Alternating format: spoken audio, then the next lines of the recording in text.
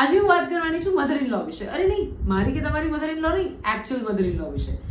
આ women's day પર ભારતની 6 સ્ત્રીઓને અમારી સલામ. આજે હું વાત કરી રહી છું ભારતના પ્રથમ મહિલા ચીફ જસ્ટિસ લીલા શેઠ વિશે. આઈ એમ શ્યોર તમે કદાચ નામ સાંભળ્યું હશે. વેલ, 1930માં લખનૌમાં જન્મ થયો અને લગ્ન કરીને લંડન ગયા. પતિના સપોર્ટથી એમને પોતાના ભણતરની ત્યાં આગળ એક અલગ નવી શરૂઆત કરી, લીગલ સ્ટ્રીમ પસંદ કર્યું. એક ઇન્ટરવ્યુમાં પૂછવામાં આવ્યું કે લીગલ કેમ પસંદ કર્યું, ત્યારે એમને હસતા હસતા જવાબ આપ્યો, કારણ કે એમાં લેક્ચર ઓછા અટેન્ડ કરવા પડે એમ હતા, બાળકની સાથે ભણવું હતું. અને આ સ્ટ્રીમમાં ફક્ત ભણ્યા નહીં, 1958માં લંડન બાર એક્ઝામમાં ટોપ કર્યું. ત્યારે એમને મધર ઇન લો નો ખિતાબ આપવામાં આવ્યો.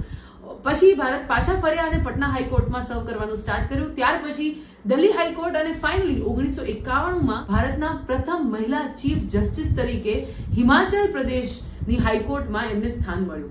આ સિવાય એમને લોમાં ઘણા બધા ચેન્જીસ કર્યા, વુમેનને સપોર્ટ કરે એ રીતના કાયદાઓ બનાવ્યા અને ઘણા બધા કમિશન્સમાં પણ સ્થાન મેળવ્યું.